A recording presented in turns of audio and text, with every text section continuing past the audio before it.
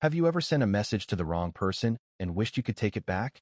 Today, I'm going to tell you the incredible true story of Natalie Brooks, an exhausted medical resident who accidentally texted a complete stranger at 2 a.m. complaining about her disastrous life.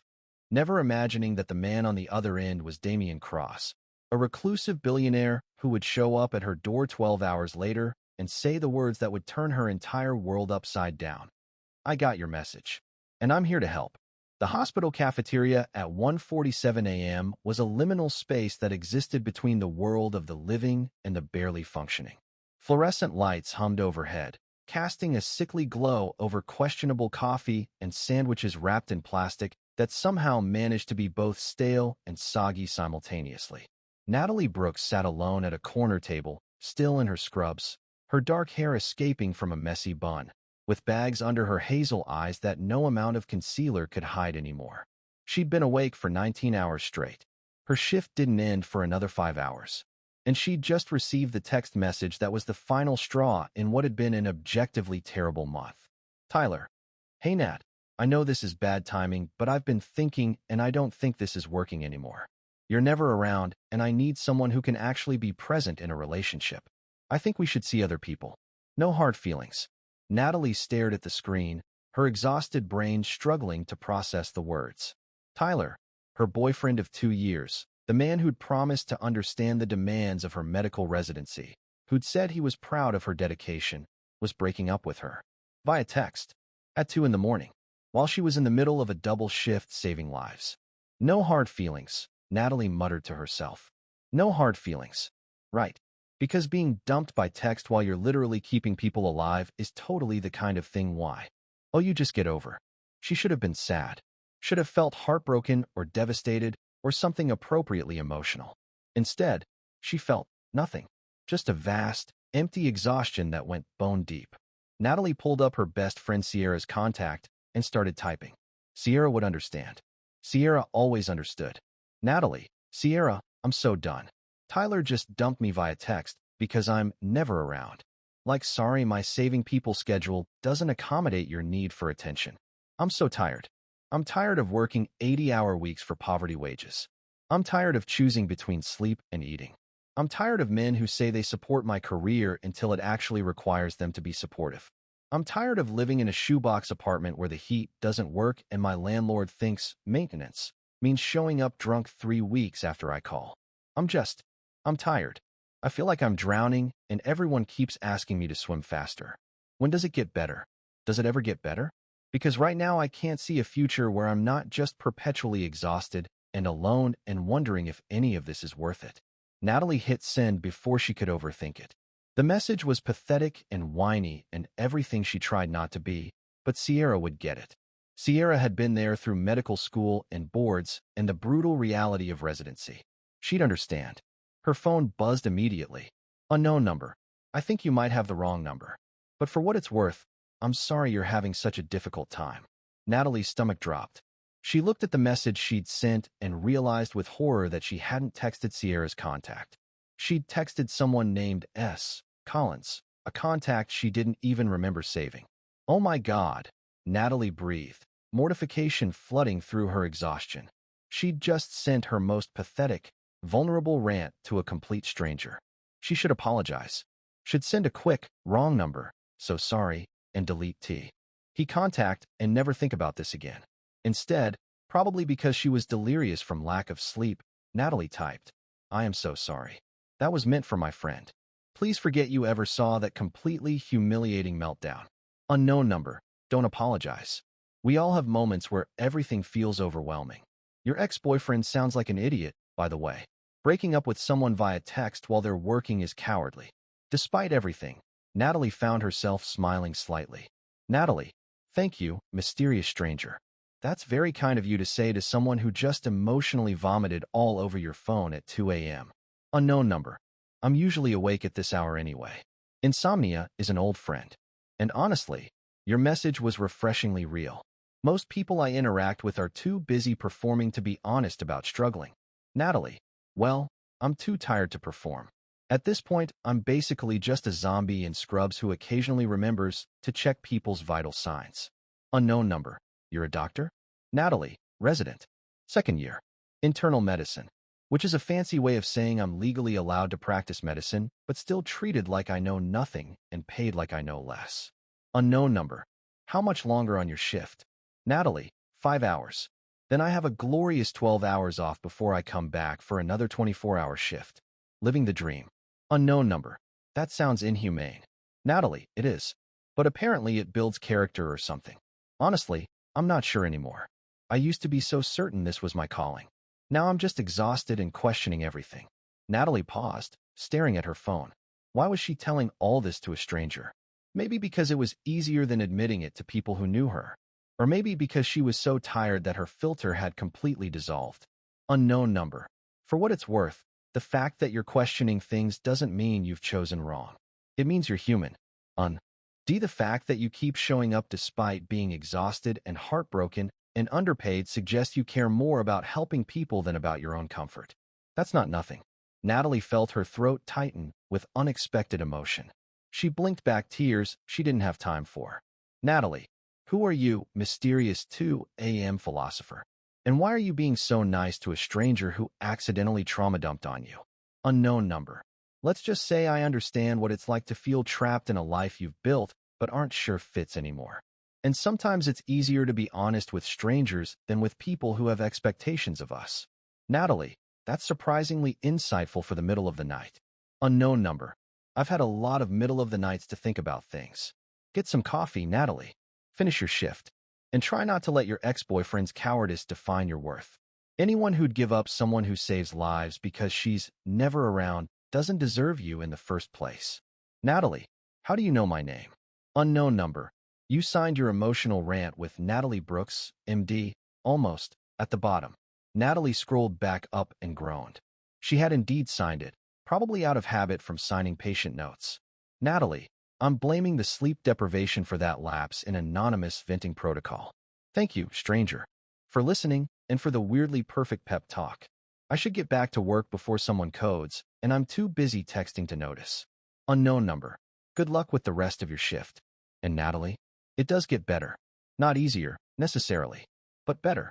Natalie smiled at her phone, feeling marginally more human than she had 20 minutes ago. She shoved the device back in her pocket and returned to the controlled chaos of the overnight shift, pushing the strange conversation from her mind. She never expected to hear from the mysterious stranger again. She definitely never expected him to show up at her APA. Meant. Underscore. Underscore.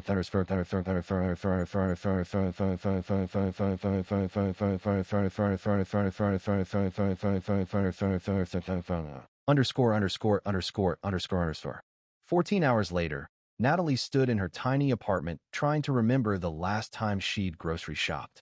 The answer appeared to be weeks ago, based on the contents of her fridge: expired milk, questionable leftovers, and a concerning number of condiment packets from various takeout restaurants. This is pathetic, Natalie muttered, closing the fridge and contemplating whether cereal with water was a viable dinner option. She'd finally gotten home from her shift an hour ago, taken the world's longest shower, and was now facing the reality of her post-breakup existence. Tyler had already collected his things while she was at work. He'd left his key on the counter with a note that said, "Hope you find what you're looking for," like he was the one who'd been wronged somehow. Natalie was staring at the note, debating whether to cry or burn it, when someone knocked on her door. She wasn't expecting anyone.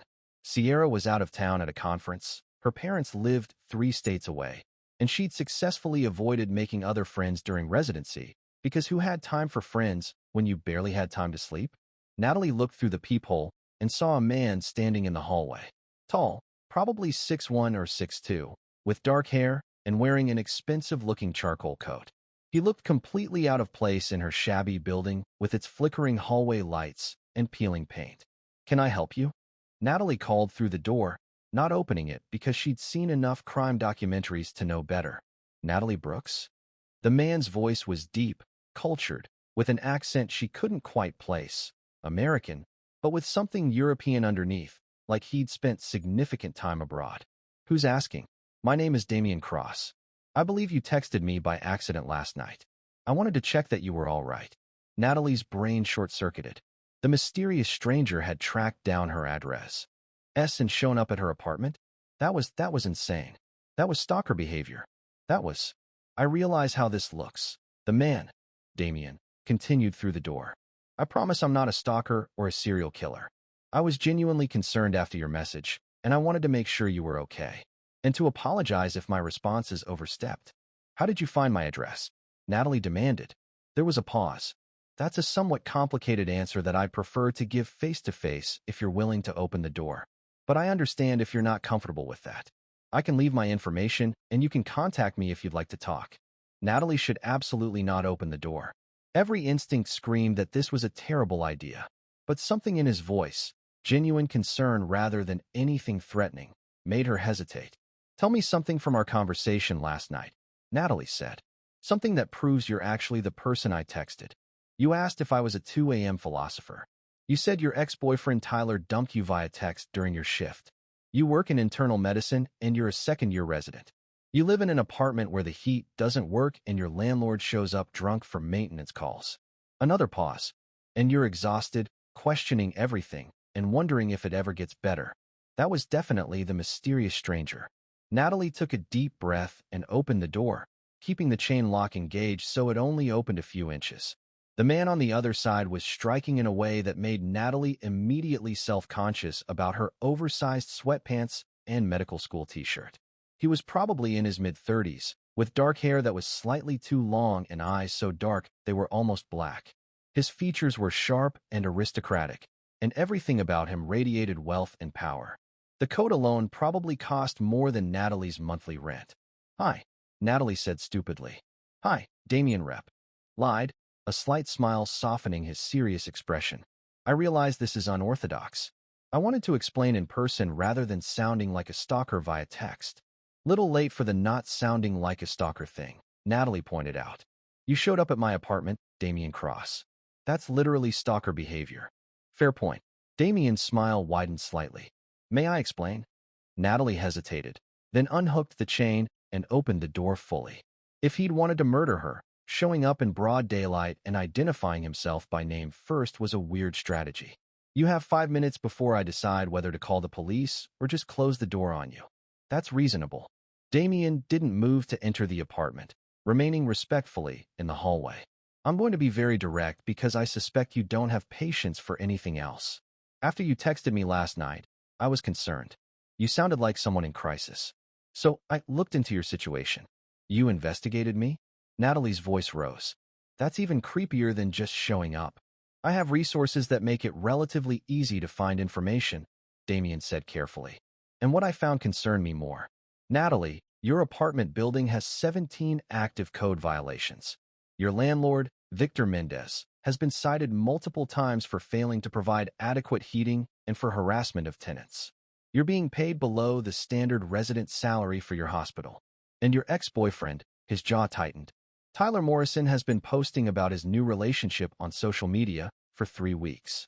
He didn't just break up with you last night. He'd already moved on before that. Natalie felt like she'd been punched. Tyler was cheating on me. I'm sorry to be the one to tell you that. Damien's expression was genuinely sympathetic. But yes, and given everything you're dealing with, an abusive landlord, underpayment at work, a relationship that was a lie, I wanted to help. If you'll let me. Why? Natalie demanded. Why do you care about a random stranger who texted you by mistake? This doesn't make sense. People don't just show up to help people they don't know. Most people don't, Damien agreed. But I'm not most people. And Natalie, your message last night, it reminded me of something I'd forgotten. That there are people out there doing genuinely important work, struggling to make a difference, while people like me hoard resources we don't need. People like you? Natalie studied him more carefully. The expensive coat, the way he carried himself, the casual mention of resources. Who are you exactly? Damien pulled out a business card and handed it to her. Natalie read, Damien Cross, CEO, Cross Global Holdings. You're a CEO, Natalie said flatly. Of course you are. Because my life wasn't weird enough already. I own Cross Global Holdings, Damien corrected. We manage investments and acquisitions globally.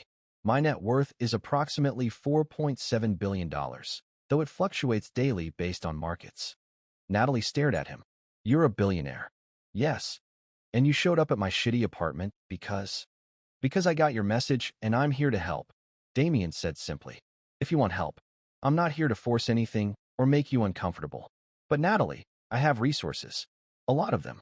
And it seems absurd to have those resources while someone who's literally saving lives struggles with a landlord who won't fix the heat. Natalie laughed, a slightly hysterical sound. This is insane. You realize this is insane, right? Billionaires don't show up to help broke medical residents because of a wrong number text. This one does. Damien's dark eyes held hers. Natalie, I'm going to make you an offer. You can refuse it, and I'll leave, and you'll never hear from me again. But I'd like you to at least hear me out. Against all logic, Natalie nodded. 5 minutes. Then I'm closing this door and pretending this fever dream never happened. Fair enough. Damien took a breath. I own several properties in this city, including a building about 3 miles from your hospital. Beautiful building, completely renovated, excellent security. There's a 2-bedroom unit currently vacant. I'd like to offer it to you, rent-free, for the duration of your residency. Absolutely not. Let me finish, Damien interrupted gently. I'm also going to contact the administration at your hospital regarding resident salaries. You're being underpaid compared to other programs, and that's unacceptable. They should be receiving a very generous donation that comes with the stipulation that resident compensation be brought up to appropriate levels. Damien, I can't accept. And finally, Damien continued as if she hadn't spoken. I'd like to handle your ex-boyfriend. That made Natalie pause. Handle him how? Tyler Morrison works in marketing at Vertex Media Solutions, a company that, as of 2 hours ago, is now owned by Cross Global Holdings. I'm going to ensure his employment is reevaluated. Natalie's jaw dropped. You bought the company where my ex works so you could fire him? I acquired a company that was already on our target list, Damien corrected. The timing just became convenient. And I'm not firing him. I'm ensuring he faces consequences for his unprofessional behavior. The man posted about his new relationship while still officially with you, violating social media policies regarding personal life affecting company image. This is crazy, Natalie said again. Damien, I don't know you. You don't know me. Why are you doing this? Damien was quiet for a moment, something vulnerable crossing his face.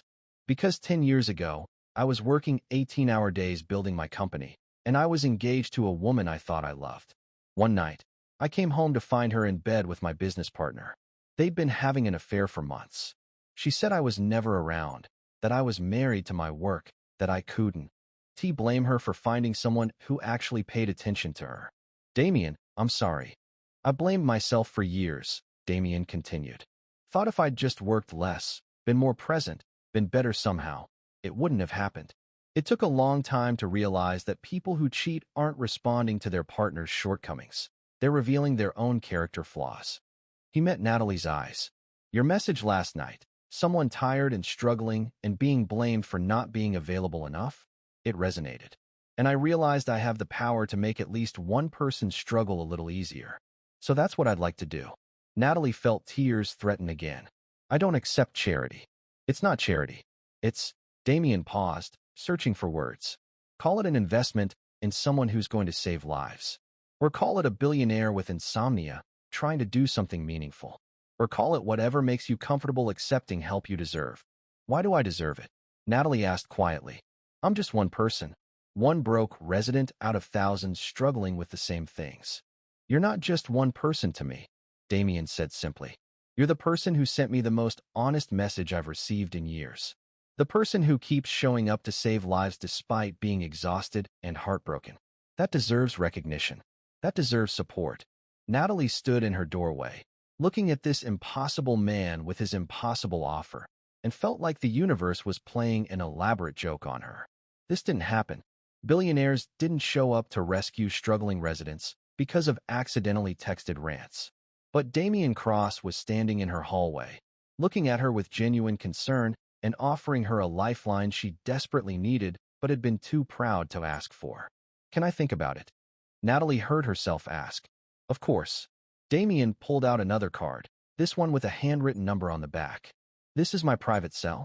Text or call anytime, day or night. The offer stands for as long as you need to consider it. And Natalie, he smiled. For what it's worth, I hope you say yes. I think we could be good friends. Friends, Natalie repeated skeptically. You want to be friends with a medical resident who accidentally texted you? I want to be friends with someone real, Damien corrected. And that's surprisingly rare in my world. He left, and Natalie closed the door, staring at the business card in her hand and wondering if she'd hallucinated the entire encounter. Her phone buzzed. Damien, I probably should have mentioned this in person, but I'm terrible at social cues sometimes. I legitimately do want to help with no strings attached, but I'd also very much like to get to know you better. You're fascinating and honest and refreshingly immune to the usual things that impress people about me. So if you're open to it, maybe we could have coffee sometime? As friends. No pressure, no obligations. Just two insomniacs talking at weird hours. Natalie read the message 3 times, then typed, "You're very strange, Damien Cross." Damien, I've been told that before. Is that a yes to coffee? Natalie, it's a maybe to thinking about possibly considering coffee after I've processed the fact that you showed up at my apartment like some kind of eccentric billionaire superhero. Damien, I'll take it. Get some rest, Natalie. You've earned it. Natalie looked around her tiny, cold apartment with its flickering lights and broken heat and the empty spaces where Tyler's things used to be. She thought about going back to the hospital in 12 hours for another brutal shift. She thought about the rent due next week and the food she couldn't afford to buy. And she thought about Damien Cross, standing in her hallway offering help for no reason except that he'd received an accidental text and decided to care. Before she could talk herself out of it, Natalie texted, "I'm going to say yes to all of it, but I have conned it. Ions. Damien, name them." Natalie, first, I pay utilities on the apartment. And I contribute something to rent once I'm making a real salary after residency. This is a loan, not a gift. Second, the thing with Tyler. Nothing illegal or that ruins his career permanently. Just consequences. Third, we have coffee. As friends. And you answer all my questions about why a billionaire has insomnia and responds to wrong number texts at 2 a.m. The response was immediate. Deal. I'll have the apartment keys delivered tomorrow. And Natalie, thank you for saying yes. I promise you won't regret it. Natalie wasn't sure about that. But staring at her phone, at the conversation with a stranger who'd somehow seen her at her lowest and responded with kindness instead of judgment, she thought maybe, just maybe, accidentally texting the wrong number was the best mistake she'd ever made. The apartment Damien provided was absurd. Not just nice, absurd. Floor-to-ceiling windows overlooking the city, a kitchen with appliances Natalie didn't know how to use, a bathroom with a soaking tub and rainfall shower, and a second bedroom he'd suggested she could use as a study. The heat worked. The water pressure was incredible.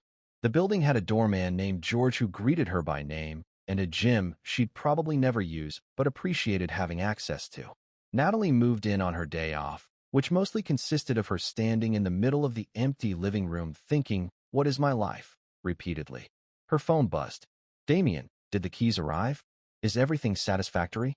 "Natalie, everything is insane. This apartment is bigger than my childhood home. I feel like I'm playing pretend in someone else's life." "Damien, you're not playing pretend. You're accepting help you deserve. There's a difference." "Natalie, Damien, this is too much. This is a penthouse.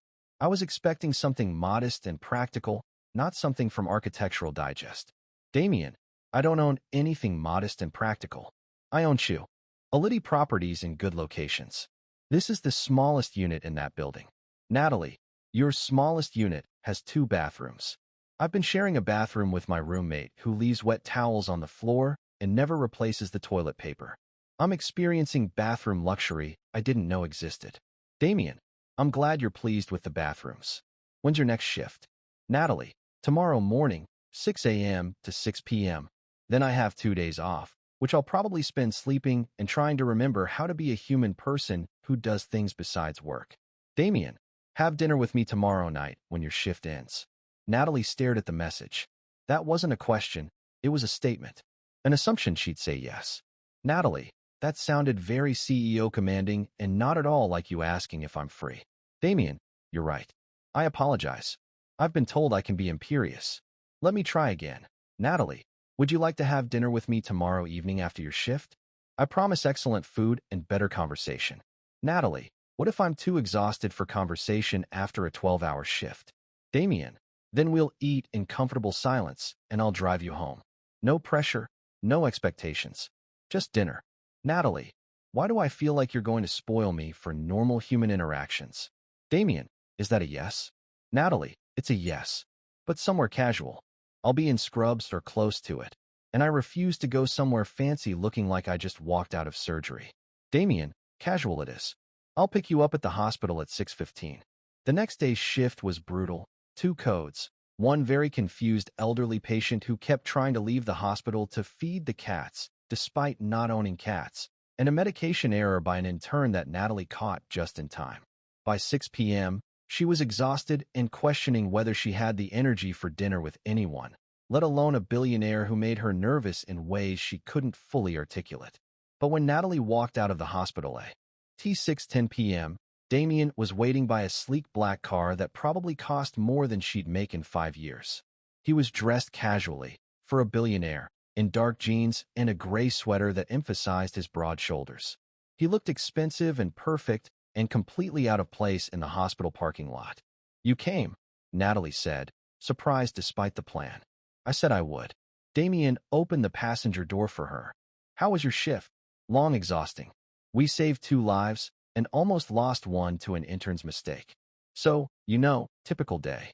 "You're remarkable," Damien said as he drove away from the hospital. "You know that, right?" "I'm surviving," Natalie corrected. "That's not the same as remarkable.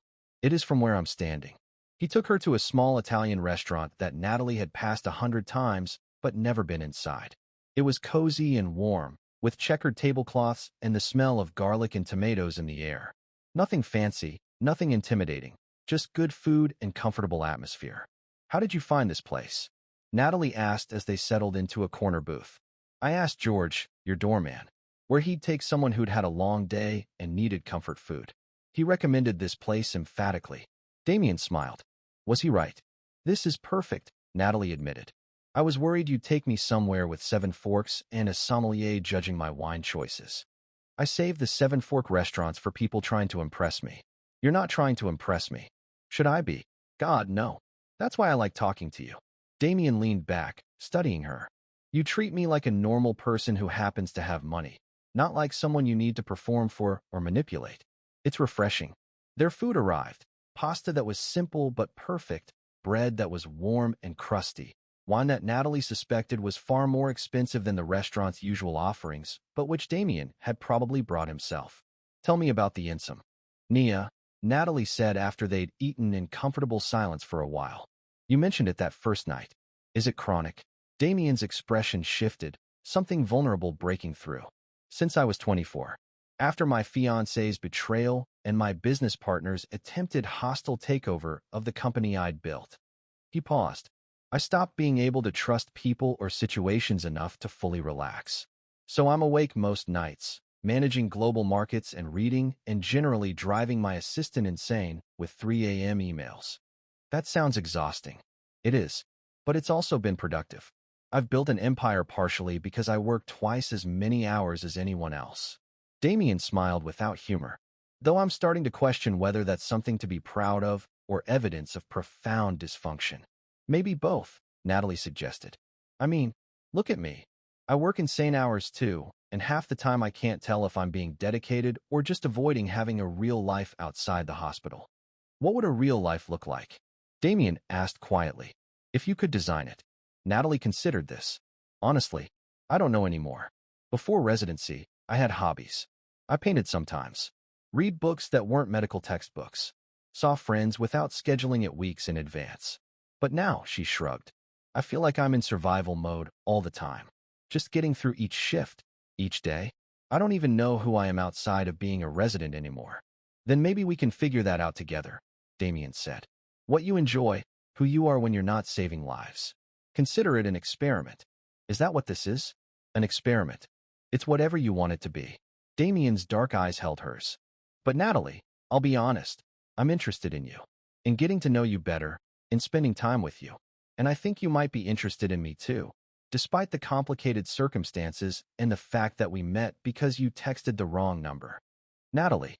His heart raced. "I don't date billionaires. I don't even know how to date billionaires. Our lives are completely different." "They are," Damien agreed. "But maybe that's not a problem. Maybe that's what makes this interesting." Over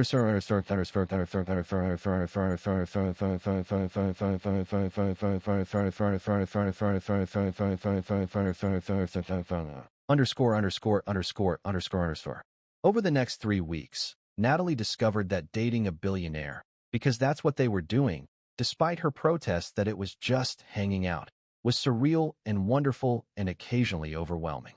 Damien showed up at the hospital with coffee during her overnight shifts. He sent food deliveries to her apartment with notes like, "You need to eat things that aren't vending machine snacks." He took her to museums during her rare days off and listened while she talked about her patients and her fears and her dreams for the future. He was attentive without being controlling, generous without being condescending, and somehow managed to make her feel like the most important person in his world despite running a global company that demanded constant attention. But more than that, Damien was genuinely interested in her life. He asked about her patients, her medical school experiences, her family. He wanted to know about her childhood in a small town and her decision to pursue medicine and the moment she'd realized she wanted to save lives professionally.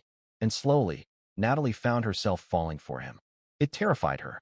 "This is moving fast," she told Sierra over FaceTime one night. Her best friend had returned from her conference and was catching up on all the drama she'd missed. "Like, absurdly fast. I barely know him." "You've been talking every day for weeks," Sierra pointed out. "That's more communication than you had with Tyler in 6 months. What are you really scared of?" "That it's not real," Natalie admitted. "That he's just fascinated by the novelty of dating someone outside his world, and once that wears off, he'll realize I don't fit. That I'm too busy and too broke and too mal for someone like him." "Or," Sierra said gently, "he's genuinely interested in you for exactly who you are." "Natalie, from what you've told me, this man has gone out of his way to support your career and your life without trying to change you. That's not someone looking for novelty. That's someone who sees your value." "But what if?" "Stop catastrophizing," Sierra interrupted. "Just be present. See where it goes. Let yourself be happy for once without analyzing it to death." Natalie wanted to argue, but Sierra had a point. She was so used to things going wrong that she was almost looking for problems with Damien. Looking for the catch, the inevitable disappointment. But Damien kept showing up, kept being patient and kind and interested, kept treating her like she mattered. And then, 6 weeks after the accidental text that changed everything, Damien invited her to his home. "It's not a big deal," he said over the phone. "I just thought you might like to see where I live. And I'm cooking dinner, which is either going to be impressive or a disaster, but either way should be entertaining." "You cook?" Natalie couldn't hide her surprise. "I live alone, and I'm often awake at hours when restaurants aren't open. I learned to cook out of necessity." Damien paused. "Say yes, Natalie. Let me cook for you." So Natalie found herself being driven to Damien's home, which turned out to be a penthouse that made her apartment look modest by comparison. Floor-to-ceiling windows offered a panoramic view of the city. The space was decorated with obvious money, but surprising warmth, and the kitchen was a chef's dream. "You live here alone?" Natalie asked, taking in the enormous space. "Usually. Though I travel frequently, so live is a generous term. I exist here between flights." Damien guided her to the kitchen, where ingredients were already laid out. "I'm making risotto. I hope you're not allergic to anything I haven't asked about." "I'm not allergic to anything except bee stings. And apparently terrible boyfriends who steal my money for gaming consoles." Damien's expression darkened slightly. "Speaking of Tyler, your ex is no longer employed at Vertex. He violated company social media policies and was asked to resign." "You actually did it," Natalie breathed. "I did. He's fine. He'll find other work. But he needed to face consequences." Damien returned his attention to the risotto, stirring with practiced ease. "How do you feel about that?" "Honestly, relieved. And a little bit vindicated." Natalie hopped onto the counter, watching him cook. "Is it wrong that I'm glad he faced consequences?" "It's human. You were hurt by someone who should have valued you. Wanting him to face repercussions for that isn't wrong. It's natural." Damien glanced at her. "Though I hope you're not still hurting over him." "I'm not," Natalie realized with surprise. "I thought I would be. Thought the breakup would devastate me. But honestly, I'm just relieved. Tyler was never right for me. I was just too busy to admit it. And now," Damien's voice was careful, measured, "are you too busy for someone who is right for you?" Natalie's breath caught. "Are you asking if I'm too busy for you?" I'm asking if you're open to seeing where this goes. Damien abandoned the risotto, moving to stand in front of her. Natalie, I know the circumstances of how we met were bizarre. I know our lives are completely different. I know you're busy and stressed and just getting out of a relationship. But I haven't been able to stop thinking about you since that first accidental text. You're brilliant and compassionate and so dedicated to helping people that you burn yourself out trying. And I want to be someone who supports that instead of resenting it. Damien, let me finish. His hands settled on either side of her on the counter, bracketing her in without touching. I want this. Us. Whatever this could become. I want to support your career and celebrate your successes and be their WH. And shifts are brutal and everything feels impossible. I want to learn who you are outside the hospital and help you rediscover the parts of yourself you've lost to residency. I want to be someone you can count on, someone who shows up, someone who sees you for who you are and values that. Natalie's eyes stung with tears. That's a lot of wanting. It is, but I'm used to going after what I want. Damien's slight smile appeared. And I want you, Natalie Brooks. If you'll have me. Natalie thought about Tyler, who'd resented her career and left her when she needed support. She thought about the years of struggling alone, convinced she had to choose between being a good doctor and being a good partner. And she looked at Damien, who'd shown up at her door after an accidental text and hadn't stopped showing up since, who supported her career instead of competing with it, who saw her exhaustion and responded with compassion instead of complaints. I want this too, Natalie whispered. It terrifies me, and I have no idea how we make this work with our completely different lives, but I want to try. Damien's smile was brilliant and devastating. He leaned in slowly, giving her time to pull away, but Natalie met him halfway. The kiss was everything, gentle but intense, full of promise and possibility. Natalie wrapped her arms around his neck, pulling him closer, feeling like something had clicked into place that she hadn't even known was missing. When they broke apart, both breathing hard, Damien rested his forehead against hers. The risotto's probably burning. I don't care about the risotto, Natalie said, pulling him back for another kiss. They ordered pizza later, after burning not just the risotto, but also any pretense that this was just friendship or casual interest. They ate on the floor by the floor-to-ceiling windows, watching the city lights twinkle below, and talked until 3 in the morning about everything and nothing. And when Natalie finally went home, because she had a shift starting at 6 a.m. and needed at least minimal sleep, she felt lighter than she had in years. Her phone buzzed as soon as she walked into her apartment. Damien, I already miss you. Is that pathetic? Natalie, it's pathetic and perfect, and I feel the same way. Thank you for tonight. For everything. For showing up at my door and refusing to let me struggle alone. Damien, thank you for texting the wrong number and letting me into your life. Best accident that's ever happened to me. Natalie, get some sleep, billionaire. Even you need rest occasionally. Damien, sleep is overrated. But I'll try if you will.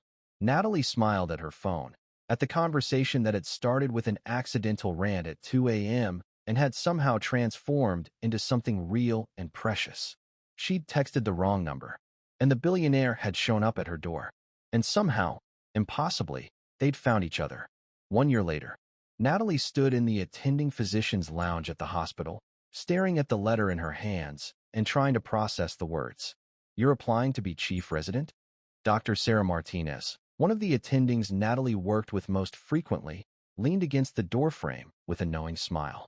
That's a lot of responsibility, Natalie. I know, but I want it. Natalie looked up from the letter. I want to help shape the program, make it better for the residents coming after me. I want to advocate for changes to schedules and compensation, and she stopped, laughing at herself.